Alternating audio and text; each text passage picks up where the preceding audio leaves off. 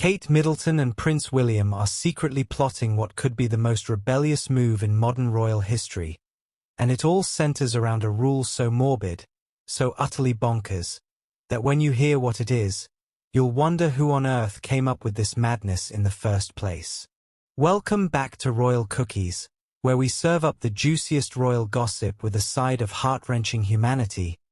Please remember to subscribe and click on the notifications bell icon, so you will be notified whenever we upload new cookies about the British royal family.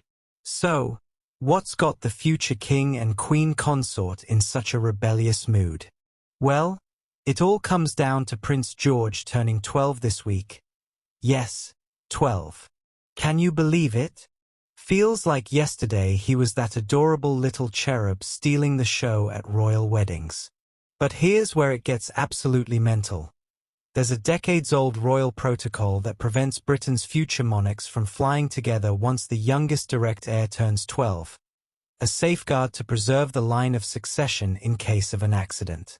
Let that sink in for a moment. We're literally talking about a rule that says, "Right, George, happy birthday.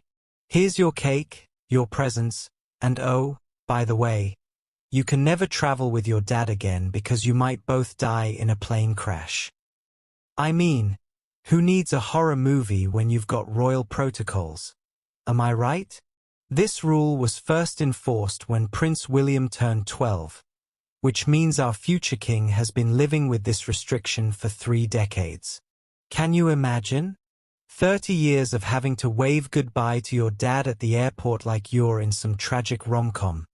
Except instead of romance, it's about protecting the monarchy from complete extinction. Now, let's think about this logically for a hot second. The reasoning is actually quite sound.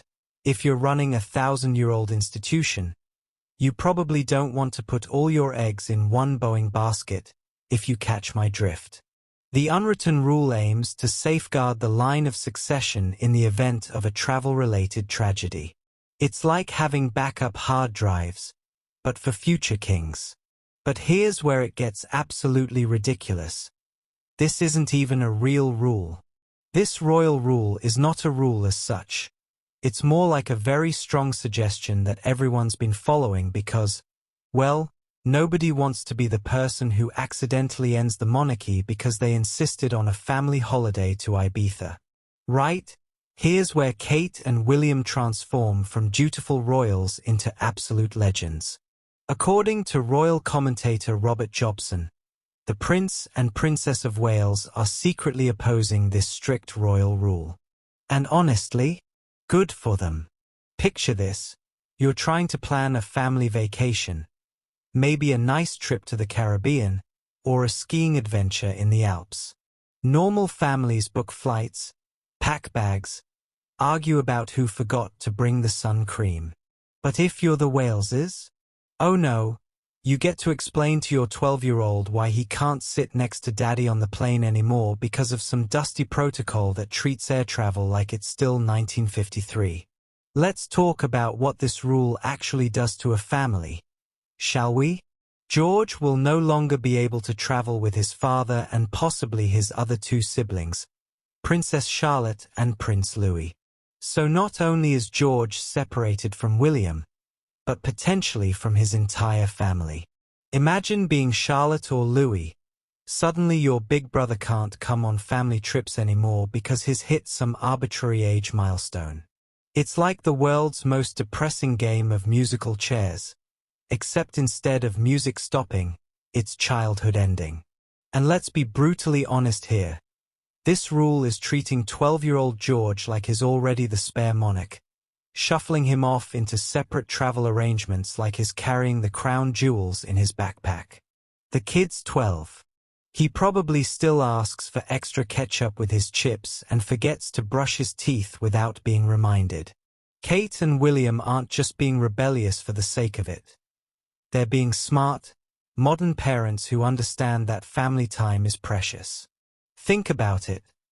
William knows better than anyone what it's like to grow up royal, with all the restrictions, protocols, and separation that comes with it. He lived through his parents' divorce, his mother's death, the intense media scrutiny.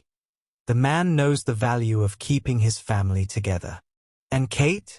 She's brought this beautifully normal, middle-class sensibility to the royal family. She understands that sometimes the most royal thing you can do is to be a proper mum and dad first, protocol second. Plus, let's be practical for a moment. Air travel in 2025 is exponentially safer than it was when this rule was dreamed up. We've got better technology, better safety protocols, better everything. Clinging to a rule based on outdated fears is like refusing to use smartphones because telegraph wires might get crossed. King Charles' former pilot, Graham Laurie, explained the change in protocol during a 2023 interview, giving us some brilliant insight into how these decisions actually get made. It's not like there's a Royal Air Travel Committee meeting every Tuesday. It's more fluid than that. The beautiful thing about this rule being unwritten is that it gives the family wiggle room. The unwritten rule, followed sporadically over the decades, means it's not set in stone. Even in the past, there have been exceptions and flexibility. King Charles III and the late Queen Elizabeth II were often required to fly separately from their children once they reached that magic age of 12. But often isn't always, is it? There's precedent for bending this rule when family considerations outweigh protocol concerns. This isn't just about plane tickets, biscuit lovers. This is about the future of the monarchy itself. Kate and William are essentially saying, we're going to modernize this institution by putting family first, and that's revolutionary. Think about the message this sends. That being good parents is more important than following outdated protocols. That family unity matters more than theoretical risks. That the monarchy needs to adapt to survive, not cling to traditions that don't serve anyone. It's the same energy they've brought to everything else, from mental health advocacy to climate change work to their refreshingly normal approach to parenting. If you're obsessed with royal strategy and environmental impact like I am, make sure you're subscribed to Royal Cookies because we're serving up the most sustainable royal content on YouTube. And remember, in a world full of fast fashion and royal scandals, sometimes the most revolutionary thing you can do is wear your values on your sleeve, preferably in a gorgeous shade of green. Sophie's proving that environmental activism isn't just about what you do, it's about who you become. Until next time, keep munching on those eco-friendly royal cookies.